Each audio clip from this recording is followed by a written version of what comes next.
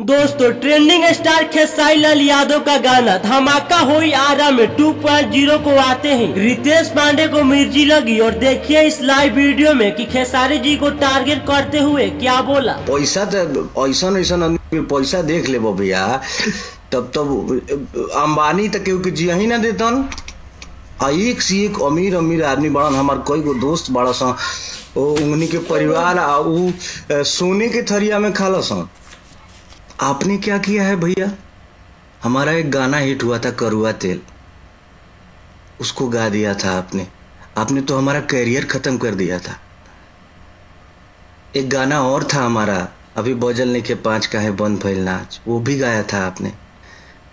चुनरी झलकौआ वो भी गाया आपने।